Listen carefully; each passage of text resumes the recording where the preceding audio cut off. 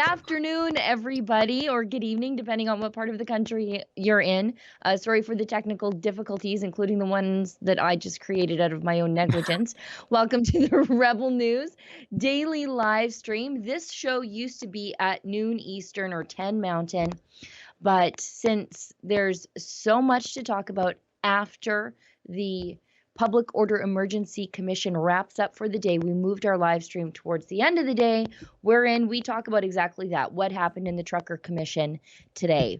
And for those of you who don't know, the Public Order Emergency Inquiry or Commission is a result of Justin Trudeau's invocation of a never-before-used law called the Emergencies Act. It's a rewrite of the old War Measures Act. So you have sort of an idea of the level of incident that this thing should have been used for.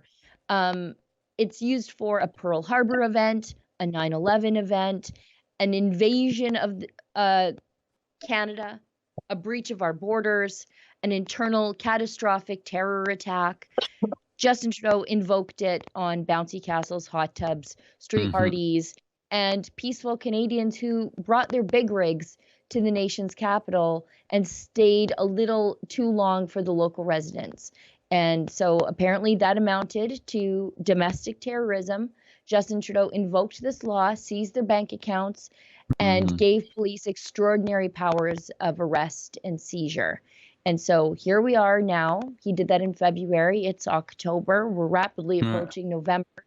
And we're finally investigating the government's actions and whether or not invoking the act was necessary. So we're on, I think, day 26. Sheila, you mentioned 9/11, but the act wasn't even used on 9/11. This is the first time in Canadian history that we use the Emergencies Act, and even for something as big as 9/11, the Prime Minister back then didn't even use it.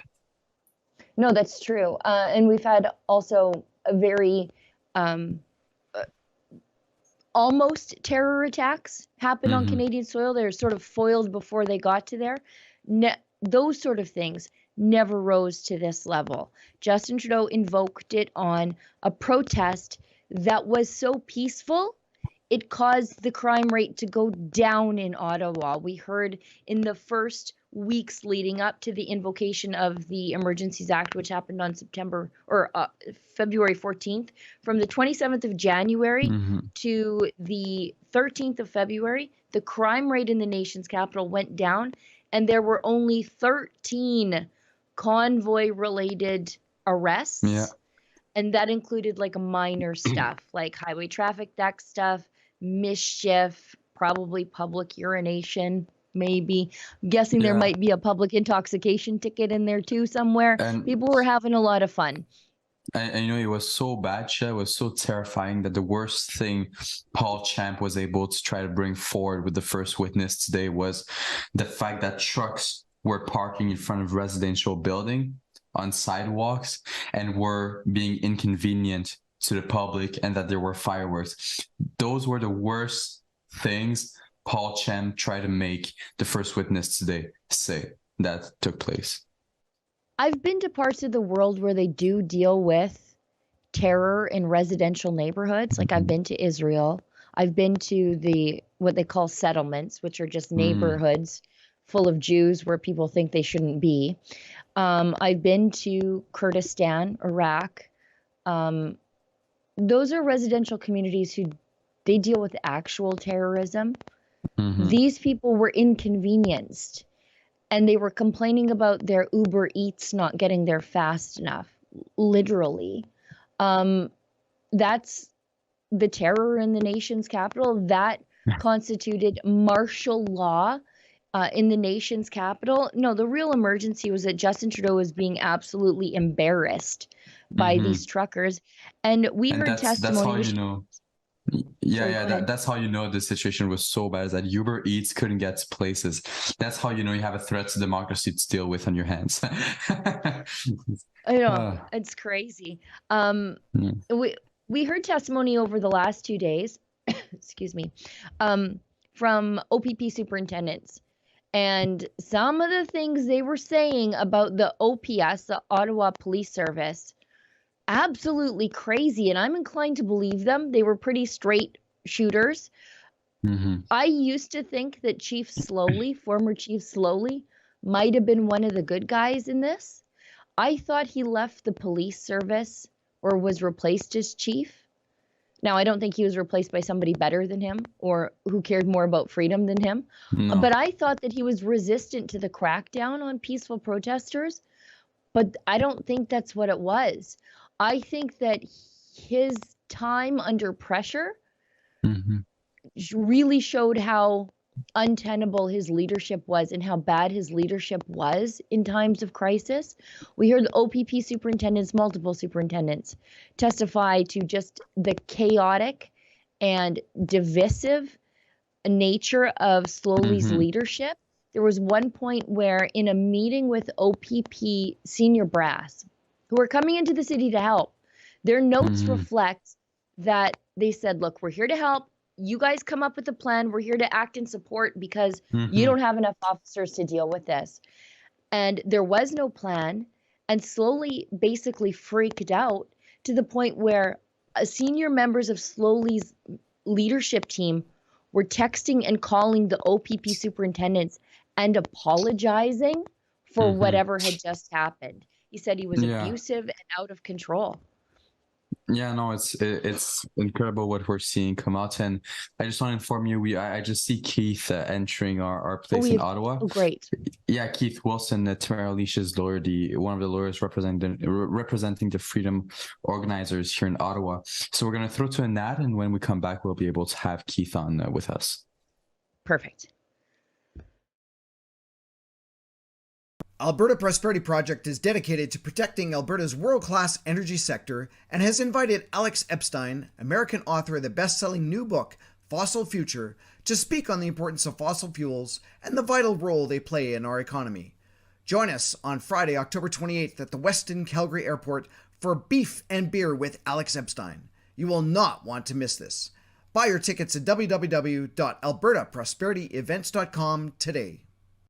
Thursday in Ottawa, the Public Order Emergencies Commission kicked off. It's an inquiry into the actions of the government, or at least it's supposed to be. The inquiry is allegedly meant to examine whether or not the government was justified in invoking an anti-terrorism law called the Emergencies Act to euthanize peaceful anti-COVID mandate protests taking place in the nation's capital, but also in other locations across the country. My choice! My body! My choice! Now, the convoy to Ottawa spent nearly 4 weeks completely peacefully demonstrating against lockdowns and vaccine passports. It evolved into a nearly month-long street party replete with bouncy castles, hot tubs, street hockey, concerts, and community outreach efforts like soup kitchens and food for the homeless. Rebel News, as we were for the convoy to Ottawa, will be there on the ground in Ottawa to cover the commission from the beginning to the end, because you just cannot trust the mainstream media. And in fact, that's what today's report is about. We've rented an Airbnb in Ottawa where we're sending a rotating cast of journalists to report on the Public Order Emergency Inquiry. Now, you can help support our efforts there at truckercommission.com. The mainstream media's reporting about the alleged foreign nature of the convoy funding was cited as a reason the Liberals invoked the Emergencies Act to arrest, detain, and seize the property, bank accounts, and assets of anti-Trudeau demonstrators. So joining us now is trucker lawyer Keith Wilson. Hey, Keith, thanks for coming on the show. I am dying to pick your brain about some of the stuff that we've heard from these OPP superintendents about the chaos and disrespect of Chief Slowly.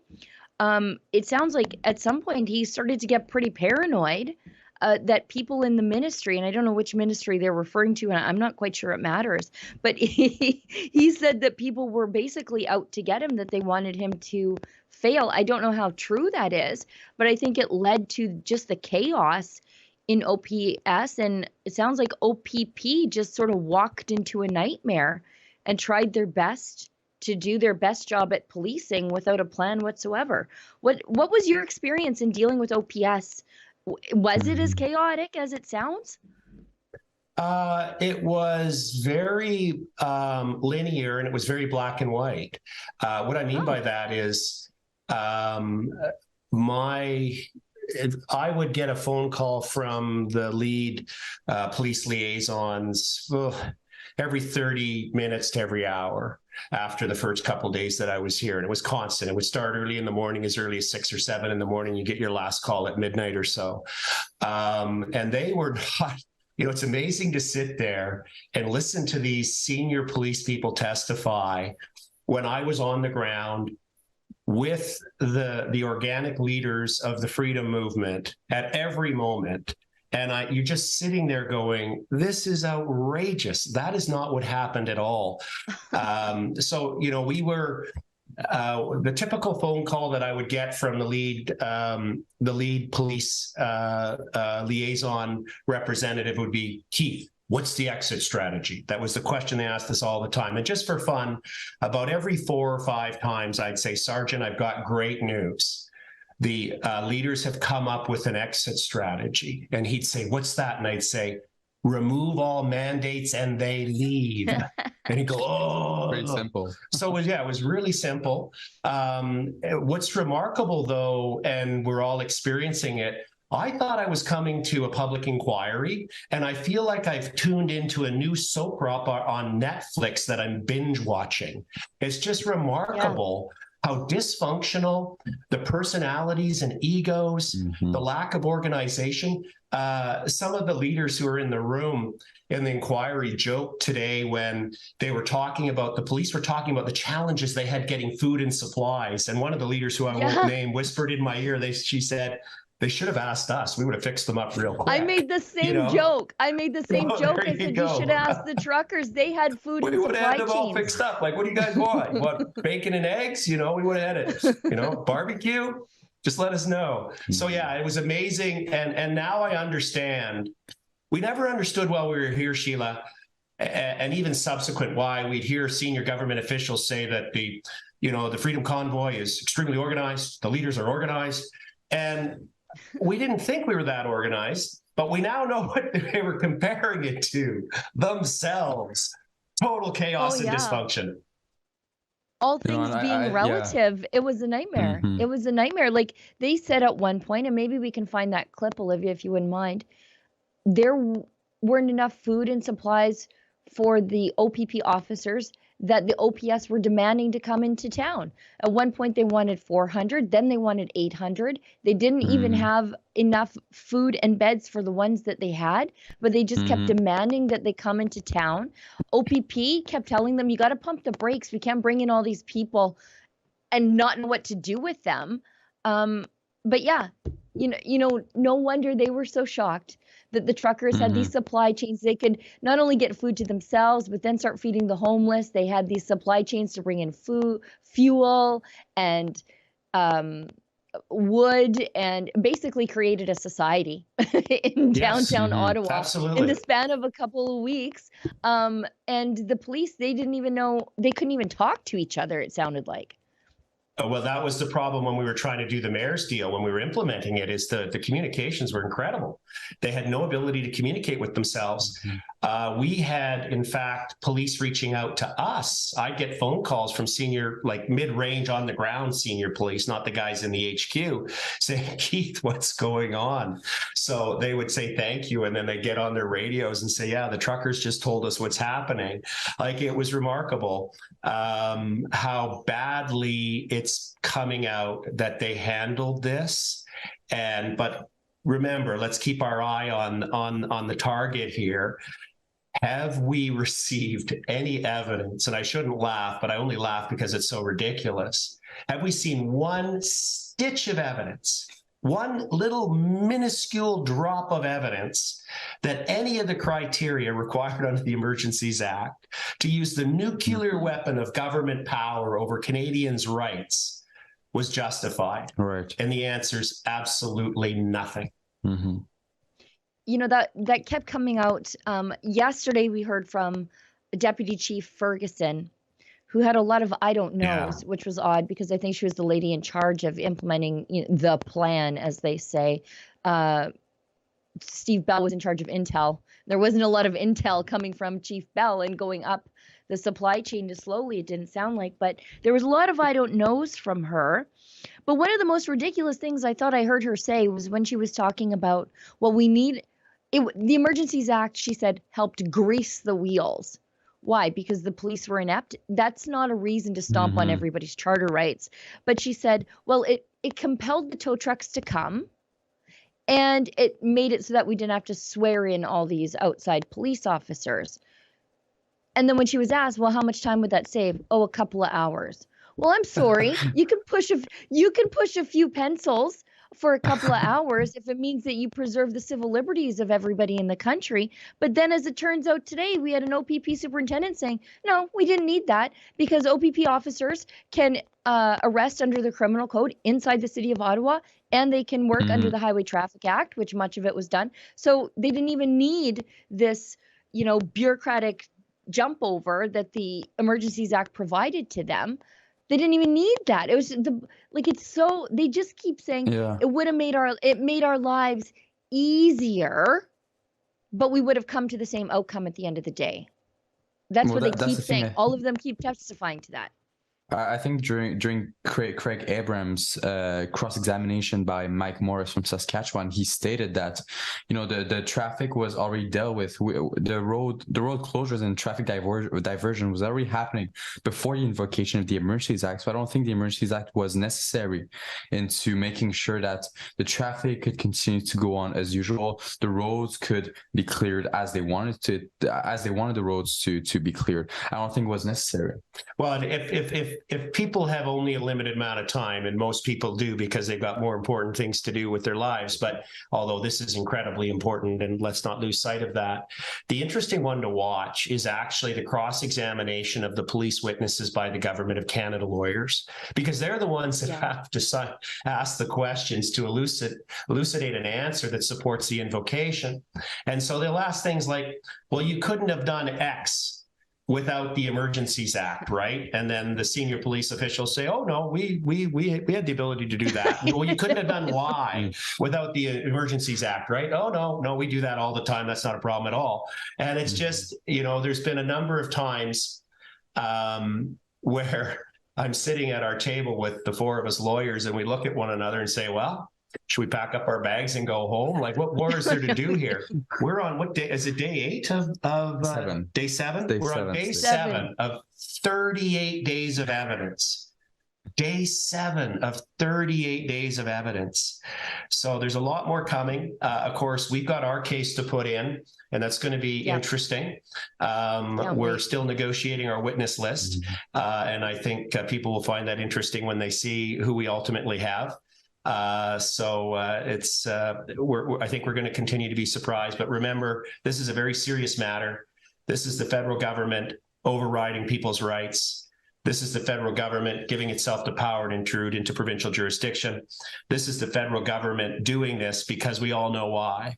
A very spoiled, childlike prime minister got upset that hardworking blue collar and other Canadians called him out for his tyrannical health mandates and the harm that he did to our families and our communities and our careers. And he wasn't going to stand for it and man up and be accountable. Instead, he was going to punish Canadians and beat them up and push them out of town as he did. That's one thing that I think is sort of a thread that goes through so much of this, and that it was hardworking blue-collar Canadians. And you see a lot of classism in all of this. You see a lot of, I call them to Eva, the laptop and pajama class, the people who get to work from home, and that didn't really feel the effects of the pandemic. Actually, their life was never better because they didn't have to go to the office, versus the people who have to go out in the world and keep the world turning. So that well-kept people like those Ottawa bureaucrats can sit in their 22nd floor cubicle and complain about the diesel trucks below them.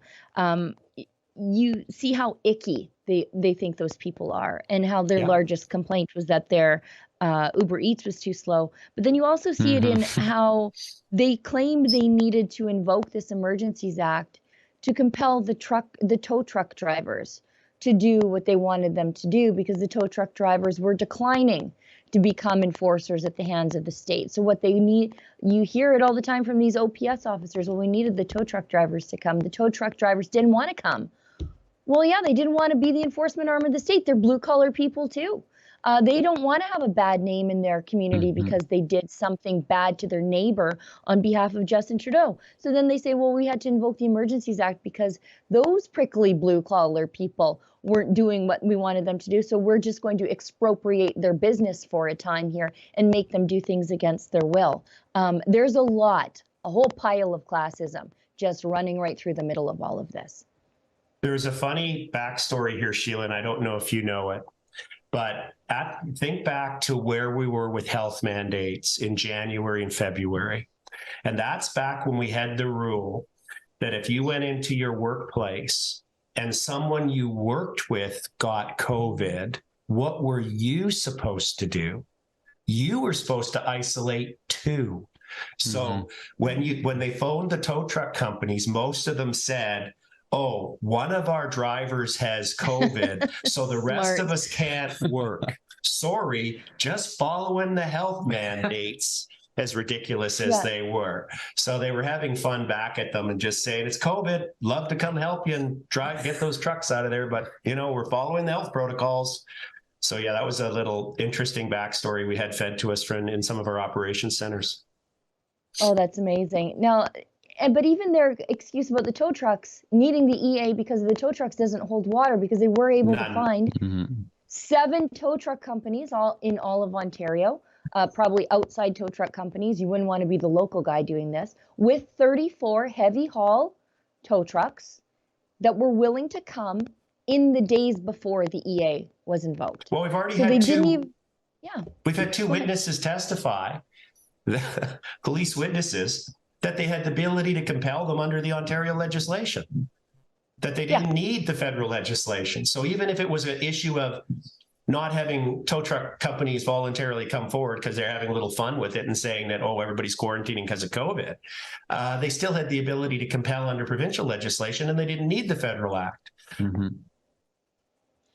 Olivia, why don't we throw to this clip? And it was, again, a testament to the organization of the truckers. It's Craig Abrams, OPP superintendent, on what he experienced and his people experienced upon getting the convoy into the city of Ottawa. If you want to throw to that. Oh, sorry, I kind of put her on the spot there. But what Craig Abrams testifies to is,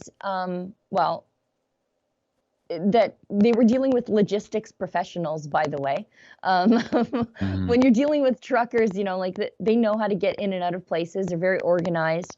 But it also busts the mainstream media narrative and the political narrative that this was just like mayhem. These were foreign mongrel invaders that just diverged on the city from all corners and just swamped it. Everybody came in an extremely orderly fashion. Did you find that yet, Olivia? Perfect. In this first weekend, sort of January 29th, January 30th, can you just share with us any other observations about what was happening on the ground, what was going well, what was not going well? It was certainly not going well. I was getting lots of reports from my members of the NCRCC. There was lots of dysfunction, still lots of yelling, lots of unknowns of what they were going to do. On the 31st of January, I had a conversation with Deputy Bell where he basically said, we're planning for a protracted event and we really don't know our way out of this. So that was the first indication to me on the 31st that we were going to be in for a long haul to assist them. So I had to prepare my incident command team to kind of switch to say, okay, now we have to switch operations to supporting the Ottawa Police. And I'm not 100% what the numbers are going to look like yet, but it's clear through talking to Deputy Bell that it's going to be protracted. They don't see a way out, and they're going to be relying on us and other services to help them. I think that was the wrong clip, Olivia. I put it in the chat there. That's a good one. It just shows the mayhem. It started early on their side. Actually, that's a good juxtaposition. So it shows the chaos on their side. Now let's do the truckers. Did you find that clip up? It's the last one in the chat, Olivia. Oh, we need 5 seconds. Great. I thought Craig Abrams, he was really good. You can tell by his high and tight hairstyle that he takes his job very, very seriously. His suit was heavily starched.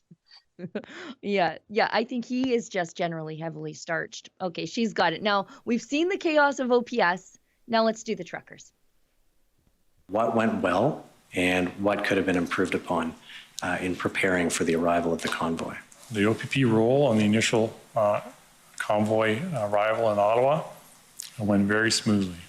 We had minor issues in our smaller communities with members not obeying the mask mandates. We had some restaurants who just choose to ignore the mandates altogether, but overall we had no assaults, we had no criminality, wasn't aware of any charges being laid. They said what they would do. They kept to one lane. They entered the city of Ottawa in an orderly fashion. We had minor issues with supporters on the roadside on the 417 getting kind of dangerously close to the side of the highway, which was a concern, but that wasn't convoy.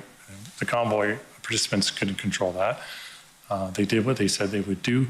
And they didn't damage any highways. They didn't cause any criminality. So from that perspective, it was a success in getting them into the city of Ottawa. That's one of the things that fascinates me the most since the beginning of the commission, how people have such different testimonies from one another. Catherine McKenna, you're going to hear her basically talk about it, just like Zegzili, how a convoy was like the purge. The whole world was going to end in 2 months if we didn't have the Emergencies Act. And then we have this gentleman right here who says that the truckers were peaceful, that he's not aware of any charges that had been laid when entering the city. On the contrary, you have Matthew Fleury who talks about microaggressions as they're the worst things in the world, the worst than authoritarian COVID-19 mandates. Everyone seems to have a different version of the story. It's unbelievable how that's allowed. Well, but there is a common theme developing, and that is anybody who's in an official salaried capacity seems to be that's true describing things in less than dramatic terms and oftentimes with more accuracy and truth, whereas those who are holding political office are just filled with hyperbole and sensationalism and, revealing a heavy snowflake tendency for sure. Yeah, it's really something to see the grown-ups talking, and then you have the hysterics talking about other things. But I'm inclined to trust the OPP on all of this. They produced intel reports early in January. They provided them to the OPS. Sounds like the OPS didn't do much with them. They said they would provide personnel as quickly as they could. They did. One of the things that I thought was interesting today, it was sort of debunked in testimony. You did see a sudden influx of our OPP officers to Ottawa on, I think, the 16th, and then subsequently, I think, the 18th, 19th. And the official narrative had been, well, that came from the Emergencies Act invocation. But apparently not. It was because the blockade at Windsor had resolved itself so that they could redeploy those officers because they just weren't available. It had nothing to do with the Emergencies Act. God help those officers when they did come. They were probably sleeping on the floor somewhere. But they didn't need the EA to get them in there. They just didn't have the officers to bring in. And all along, the official narrative has been, well, look at all these cops showed up right after the EA. Thank God for the EA, but it wasn't necessary at all. That's clearly the evidence. And those of you who might recall our lead barrister, Brandon Miller's opening statement, where he said, here's the test. You're not going to hear any evidence about sabotage. You're not going to hear any evidence about insurrection. You're not going to hear any evidence about serious violence to persons and property. And he went through the whole list. He mimicked his opening statement in his cross-examination of the senior intelligence officer for the OPP, the guy who led Operation Hendon. We didn't even know they had a code name for us, but now we know that. And he repeated his opening statement, Brendan Miller did, with questions. And with each of them, the senior intelligence officer for the OPP said, yes, there was no evidence of this. There was no evidence of that. You know, it's like, it's just really remarkable what's going on. And, you know, when we were negotiating with the police and the politicians, when I was on the ground with Tom Marazzo and Eva and others, we were always, and Eva would have an expression, where are the adults in the room? And I know you used that a minute ago, Sheila, but we actually used that expression on the ground. And we thought the other side was chaotic. We had no idea the level of breakdown, dysfunction, egos, backstabbing, and all of these things that are being revealed. It's tremendously embarrassing to find out that the hundreds of millions of dollars in taxpayer money that go into these police forces and these municipalities and these elected officials have resulted in such a dire situation. Yeah, it was, it's been really something to see, just as we keep saying, just the extreme level of dysfunction. And it seemed the only people who had their act together were the truckers. The cops didn't know what the heck was going on. The mayor, he doesn't seem to really know what was going on. I mean, he's just making things up at this point. I don't know if you saw the other day where he said that someone came from the Maritimes with a gun to shoot him and was arrested, and then he just said he misspoke. Well, that's a hell of a thing to misspeak about. That's not like using New Brunswick instead of Nova Scotia. That's just a complete and total fabrication. We are going to throw to an ad, because I have to sneak off set because I have to be at the UCP AGM. I'm going to already be late. Keith, thanks so much for being so willing to come onto the show, talk to us, and give us your unique legal perspective, because you were on the ground. We're hearing a lot of people talk about this, and including myself. I wasn't there, but a lot of my team were, and it's very unique because you were in these negotiations that a lot of people want to distance themselves from at this point. So thanks so much, Keith. William, hold down the fort, do a great job. Sydney Fizzard is going to join in my place. We're going to roll an ad so you don't have to see me untangle myself from all the cords and run out of my office. Thanks, guys. You learned on February 17th about the creation of the red zone in Ottawa. Right? Yes. Okay.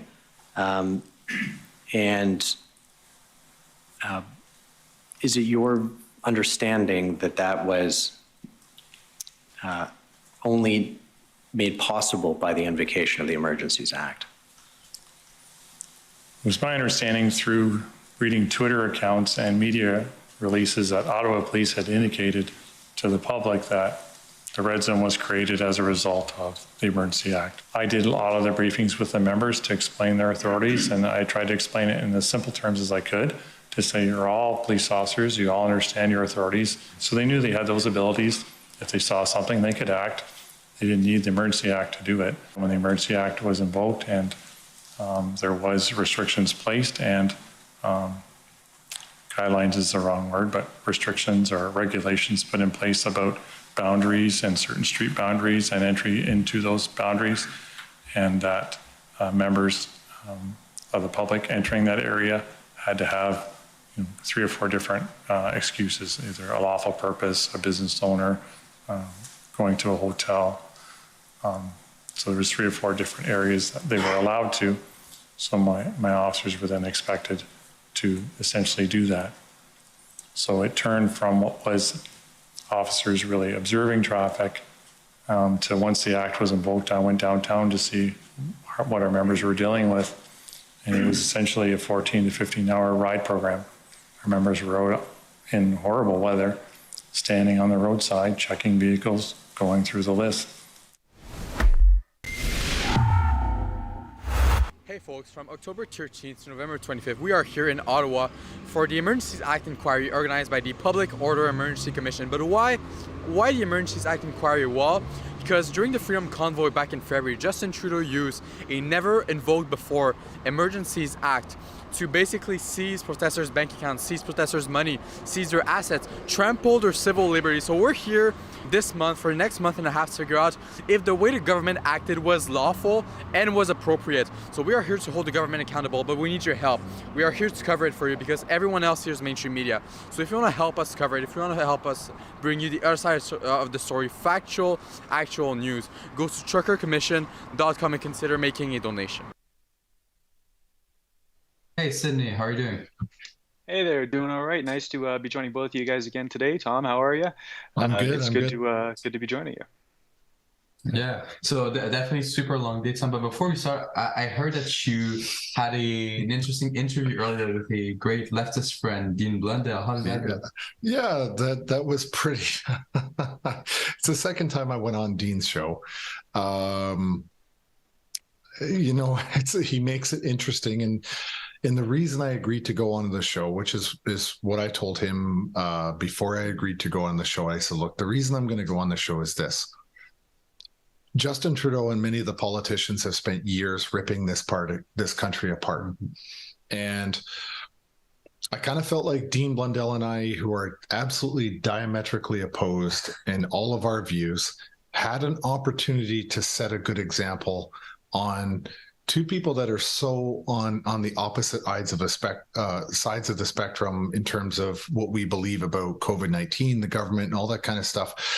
It was a great opportunity to set an example, to have a dialogue, because that's what's been missing in this country for almost 3 years, and maybe longer than that. But, we hear these stories consistently all across Canada where, because different family members had opposing views about COVID-19 and mandates and PCR tests. And, we heard people were not allowed to go to their own family members unless they showed a rapid test trying to get in for Thanksgiving dinner.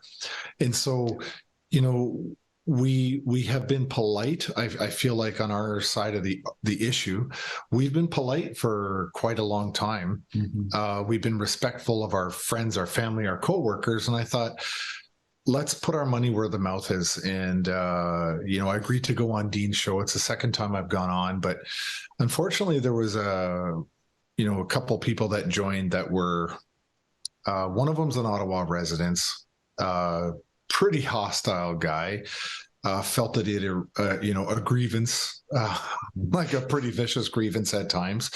And then this lawyer, I don't know if she's a real lawyer, to be honest with you. I'm not sure she's a real lawyer, but she joined the panel as well. Mm-hmm. And it was a little bit of I don't want to say it was an ambush, because Dean told me they were going to be on it just before they were on it, and I agreed to still go on it. So technically I walked into the lion's den. That's the original Dean Blundell from September. But today was a new one. And, as far as I'm concerned, is you've got to be willing to take the tough interviews and have the tough discussions. Mm-hmm. You can't just live in an echo chamber. You gotta be able to lead by example and say, I can have a respectful discourse. Yeah, it did devolve. It devolved quite a bit. And I could sense this poly guy's frustration. It got out of control, but I just didn't engage in it. Luckily for me, the internet connection was really bad, so a lot of what I said wasn't even really heard anyway, but yeah. A lot of the viewers were lighting me up pretty good on the chat. But you know what? I still think, as vicious as it was at times, it was still worth giving it an attempt. There it is today, right? Oh, and Karima, yeah, right. Yeah, so this gentleman there on the bottom left in Karima, I mean, he lives in Ottawa, and he felt like he had a very strong grievance. But the challenge for us is, like I said, is, for every 10 people that Dean Blundell can find of people that were negatively affected by the convoy, I can find 10 that supported the convoy. So what am I supposed to believe? No, 100%. I think, you touched on the division, the polarization, the media, politicians not willing to engage with. Yes. I think that's one of the reasons why we are where we are at right now as a society. But let's go back to the commission now. So you are one of the Freedom Convoy organizers. We just got a legal perspective from Keith Wilson. Mm-hmm. Sitting through the commission today, what was your main takeaway as one of the people that organized this peaceful protest back in February? Well, I think towards the end, the comments there were a little bit unsettling, from the last witness today, talking about the fact that, communications between us had broken down, and he basically blamed us for the lack of communications with them. And I respectfully, vehemently disagree with that. I mean, all of us made public statements. I had begged the Ottawa Police Services liaison teams to give us a higher ranking police officer to talk to. And in fact, there was a situation where I thought I was going into a meeting with at least an inspector. I told him, I said, the next person I talk to on OPS better be an inspector minimum, and not the two that I was dealing with. And so I attended this meeting with the expectation that I was actually going to be meeting with an inspector. And I said, there's a caveat. I want to be in that room. I want to meet this person for 10 minutes alone, not your team, not my team. I just want to get to know this person, see if we can build a working relationship. That was really the intent. And I went to the room early, and I was expecting that I would be meeting with an inspector. And I was sitting in the room alone waiting for this person to come in. And I heard the liaison team saying, there's no way we're going to send our guy in there alone to meet with any of you. Mm-hmm. That's never going to happen. So I just simply got up from my chair and I walked out of the meeting. And there was nobody that even came into the room, but they were all out in the hallway. And I just walked away and I went back to work. Mm-hmm. And it was like, listen, I know that the police liaison teams didn't have decision-making authority of any substance. They were a go-between. They were trying to negotiate. I negotiate is a very terrible word. They were not trying to negotiate. They were just trying to communicate their demands of us. They weren't trying to give back anything. They were just there to make demands. And so I said, I'm done talking with you guys. Mm-hmm. And that is the only instance of any situation that I know of that any communications broke down.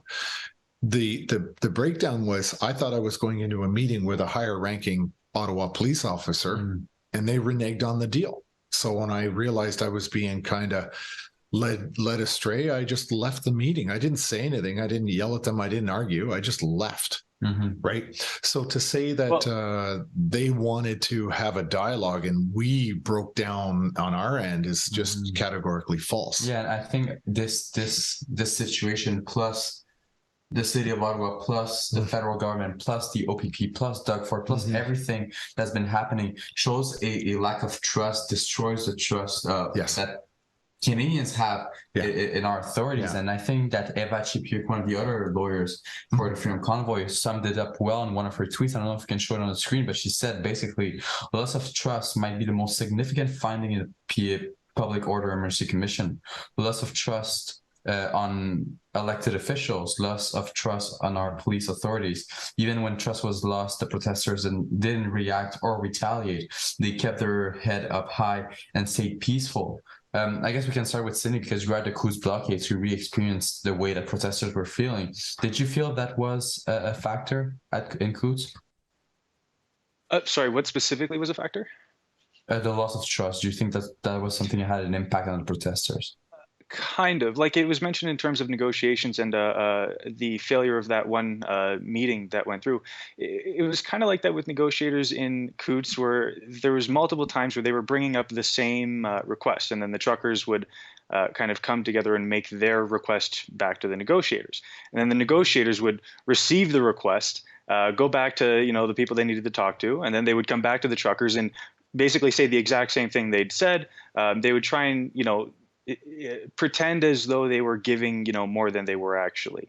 So it's unfortunate. But in terms of that one meeting and their inspector's not going to come, well, maybe I should say don't take it personally. It seems like this was happening in their own house as well. They just couldn't keep anything together, it really seemed like. And it kind of feels this way to me, and maybe you guys can chime in on this, is it feels like they're playing hot potato right now. It's who's going to take the responsibility. And it's on the front of communication breakdowns, and it's also on the front of the actual Emergencies Act. Like, is it the bridge, the Ambassador Bridge? Is it the blockade in Coutts? Is it the convoy in Ottawa? It comes up every once in a while. They're trying to look right direction to pin the blame on the Emergencies Act, but really, it may be the unsung hero here is the what do you call them, the tow truck operators. And it seems like it was a matter of their lack of wanting to, or I should say, maybe how often they were getting COVID was the issue at hand, and that's why Trudeau called in the Emergencies Act, because all the tow truckers were getting COVID. Mm-hmm. Yeah, I mean the tow truckers didn't want to risk losing business as well. at the time of the Ottawa convoy. They didn't want to go anywhere near it because they viewed truck drivers as kind of a, sort of a brethren there, right? I mean, they both drive big, giant vehicles that move things. And I don't think the tow truck drivers wanted to have any part of it. Like, they didn't want to feel like they were going against, loosely their brotherhood there. So I don't think there was a big, deep will of the truck drivers to get involved either. Same thing in Coutts with the tow trucks. Is there's a bit of that cooperation failure between tow truck drivers, operators, and the RCMP for very, very similar reasonings. And I can't pull up an article or anything on this at the moment, but I remember that one of the things that happened was as soon as it was announced that Joe Towing was going to be assisting the RCMP. It was like all of Southern Alberta immediately went to Google reviews and gave them a 1 star. It's like, okay, you're going to cooperate. Well, we're going to show you what that means. Yeah. I think something like that probably happened here in Ottawa as well with the ratings and stuff like that. And I think I heard testimony of that, but I could never really confirm it. And really at the time, it wasn't really a big concern of mine. But yeah, like to hear that testimony though, that, to be again blamed for it. And I remember being upset with the police liaison team when we didn't get that meeting, but always in the back of my mind, I always questioned how much support they were getting from their own chain of command. And it's kind of nice to hear, like, over the last couple of days, that testimony, you realize they weren't really getting a lot of support. And, they too were getting the runaround quite a bit. And that was because of all the infighting that was happening behind the scenes that we've heard. The lack of organization. Yes. Well, and I can tell you go ahead. Sorry, I didn't mean to cut you off. No. I was just going to say, I can add as you guys, or as the convoy, I should say, was traveling through Ontario to get to Ottawa, the OPP officer mentioned, it's like they weren't breaking laws, they weren't being criminal, they weren't making a mess. Everything was according to plan. Everything was proper. And the facilitation of the convoy's entry into the city was all done appropriately well. Nobody complained. Everything was good. It's only a matter of when all these other officials and agencies were starting to amalgamate and I guess work side by side, if you can call it that, is when the failures started to erode the situation. And there's some terminology that keeps coming up, and it depends on which witness that goes up onto the stand, and I find it a little bit. It immediately gives one the impression that the witness on the stand is actually biased towards a certain outcome. And I know this because every time I hear a witness refer to the convoy as the Freedom Convoy, I know they're at least empathetic. But when they say illegal convoy or illegal occupation, that's when you know that particular witness is going to be at least biased against the convoy, and hopefully they won't be biased in favor of the implementation of the Emergency Act. So this terminology does kind of reveal the direction of the thinking of the particular individual.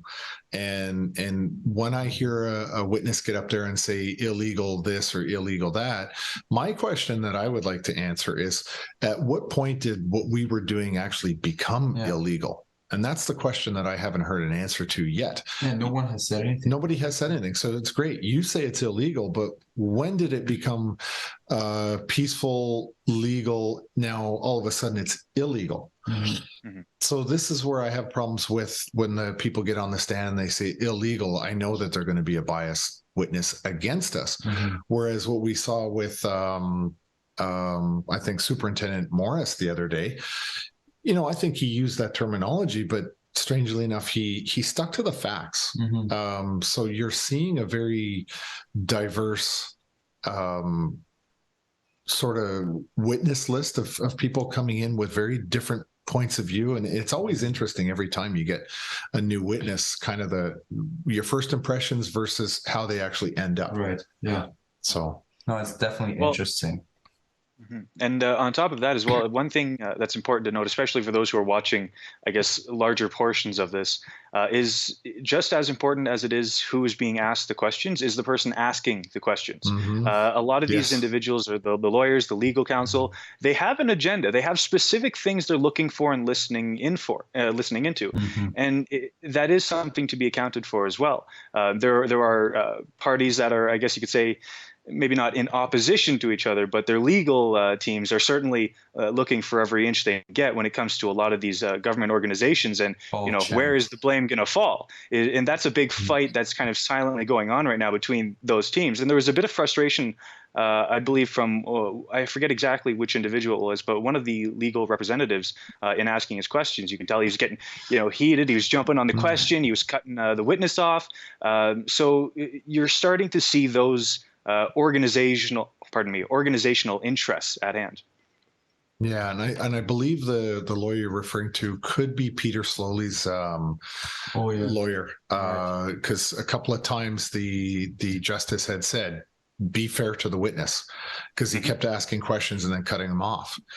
And I think the trick with the lawyers is never ask a question unless you already know the answer. Right. One of the first rules. Yeah. So, you see examples of this kind of going on there. Maybe they're getting frustrated because they're not getting the answer they were expecting to get. So they have to pivot to a different tactic. Yeah, 100%. Go for it, William. Sorry. No, I was just going to say we're running out of time, but you can say what you were saying. Well, yeah, and that kind of alludes to the two kinds of questions that the legal representatives are going to ask. It's the question they expect the answer to, and they read the question, the witness answers, and they say, "Great, yeah, next question." And then there's the question they ask, and the witness says something, and they go, "Hold on a second. All right, we've got to reorient the perspective here." So it's kind of the two legal counsel questions I see being asked right now. Yeah. No, just before we get off, I see we have 7 minutes left. I wanted to show a clip of Justin Trudeau, an announcement that Justin Trudeau made today with Marco Mendicino. I guess we can start by the announcement that Marco Mendicino made about the handgun freeze in Canada. Just that was just announced today. Actually, I took order today. Can we show that?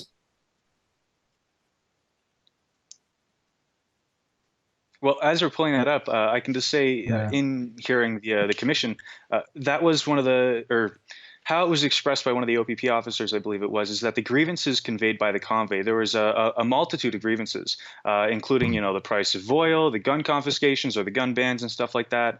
And this was all on top of course, the vaccine mandates and COVID restrictions that had been in place. It's funny he's making this announcement today on the handgun situation, where he's I don't know if you could say going after the same group of people, but it's just such a wide group that maybe no matter what Trudeau does now, he's going to be targeting more and more of the population. Yeah, here we have the clip so we can show it on the screen. We need to pass that law. We need to make sure that we make good on our commitment to implement the buyback program on a national ban for assault-style rifles, because those guns have no place in any community. They were designed for one purpose, and that is to kill people using maximum lethal force in the shortest period of time. These guns have no place in our community, but Justin Trudeau has absolutely no issue whatsoever hanging around 4 people everywhere he walks that have 2 of those in their pockets, because he knows that's how he defend himself. And if you make them illegal, only the bad guys are going to have... That's the issue. I know in Canada, we're not living in a culture, necessarily in the east part of... in the East Coast, that is used to living with guns. But when you really think about it, if someone comes in a bank and has a gun and wants to steal the bank, or wants to shoot people in the bank, if he comes in the bank, he's the only one with a gun. Everyone's going to submit to what he's saying. If he comes in a bank, he gets a gun out, and you live in somewhere like Texas where everyone has guns. You go in a bank, you get your gun, you've got 50 guns pointing at you around you. You're not going to do any damage. But it's unbelievable. And they're not realizing their own hypocrisy, saying that guns have absolutely no purpose in our life when they're walking with people that have some in their pockets every day.